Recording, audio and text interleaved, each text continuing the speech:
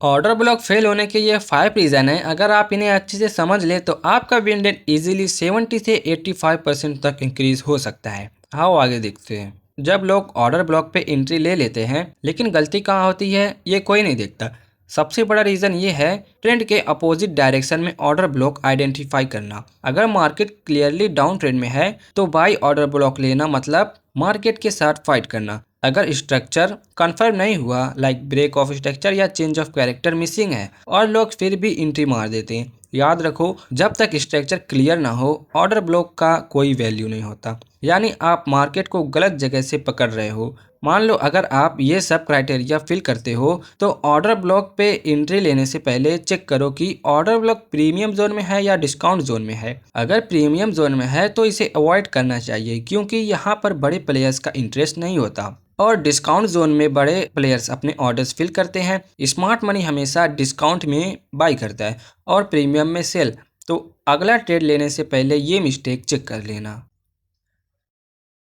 जब price order block के पास आता है सब एंट्री ले लेते हैं लेकिन प्राइस उल्टा जाके सबका स्टॉप लॉस हिट कर देता है। लेकिन क्यों होता है ऐसा? सिंपल, ऑर्डर ब्लॉक के आगे इक्वल हाइज या इक्वल लोज बने होते हैं। अगर प्राइस ने उन लिक्विडिटी को स्वीप ही नहीं किया होता है, ऑपरेटर सीधे ऑर्डर ब्लॉक को रिस्पेक्ट नहीं करते। वो पहले लिक्विडिटी ग्रैब करते हैं, जो पेंडिंग ऑर्डर्स रहते हैं स्टॉप लॉस को हंट करते हैं और तब जाके ओरिजिनल ऑर्डर ब्लॉक से रिवर्सल देते हैं। इसलिए नेक्स्ट टाइम जब ऑर्डर ब्लॉक मार्क करो तो ये चेक करना मत भूलना लिक्विडिटी स्वीप हुआ है या नहीं।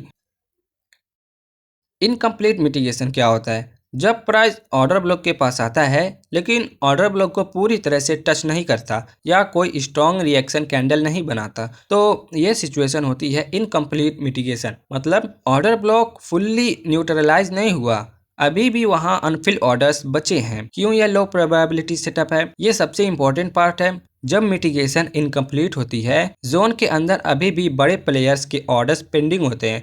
इसका मतलब प्राइस दोबारा उस जोन में आएगा उन्हें फिल करने के लिए। अगर आप पहले ही एंट्री ले लोगे सिर्फ नियर टच पे तो मार्केट वापस आके आपका स्टॉप लॉस हिट करेगा और तब रिएक्ट करेगा।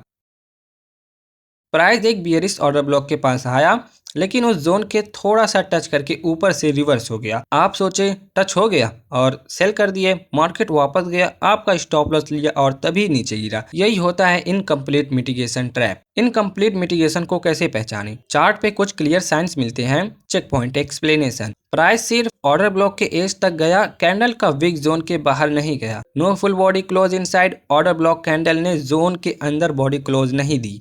No strong reaction candle, mitigation के बाद कोई इंगल्फिंग या क्लियर रिएक्शन कैंडल नहीं बनी। Market quickly reverse without proper absorption, price जल्दी उल्टा चला गया।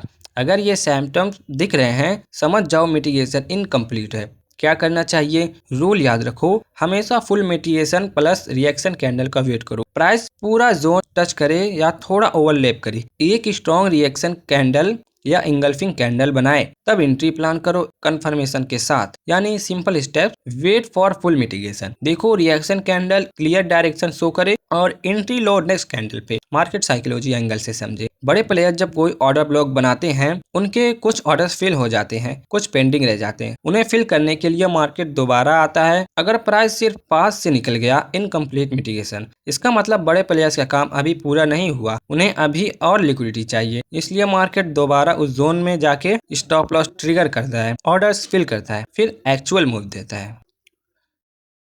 Wrong refinement. What is refinement? बड़ा ऑर्डर ब्लॉक के अंदर छोटा एक्यूरेट ऑर्डर ब्लॉक चूज करना बेटर एंट्री के लिए रिफाइनमेंट कहलाता है। अब रॉन्ग रिफाइनमेंट क्या होता है? जब आप गलत ऑर्डर ब्लॉक या गलत टाइम फ्रेम चूज कर लेते हैं तो रियल ऑर्डर ब्लॉक मिस हो जाता है, स्टॉप लॉस हिट होता है। कुछ कॉमन मिस्टेक्स हैं: too low time frame, 1 hour से सीधा 1 मिनट पे चले जाना, वीक कैंडल चूज करना जिसमें डिस्प्लेसमेंट या इम्बैलेंस नहीं है, already mitigated order block pick करना, जोन पहले ही टच हो चुका है, अपोजिट कैंडल रिफाइन कर लेना, बुलिश ऑर्डर ब्लॉक के अंदर बियरिश कैंडल ले लेना। इन सब की वजह से आप रॉन्ग रिफाइनमेंट एंट्री ले लेते हो। अब सही तरीके से कैसे रिफाइनमेंट करें? हायर टाइम फ्रेम से लोअर टाइम फ्रेम पे जाओ, 1 आवर, 15 मिनट या 5 मिनट। स्ट्रॉन्ग डिस्प्लेसमेंट के बाद वाला ऑर्डर ब्लॉक लो, जोन अभी तक मिटिगेटेड ना हुआ हो, कैंडल क्लीन और इम्बैलेंस के साथ हो। रिफाइनमेंट एक्यूरेसी बढ़ाता है लेकिन गलत रिफाइनमेंट रेट खराब कर देता है।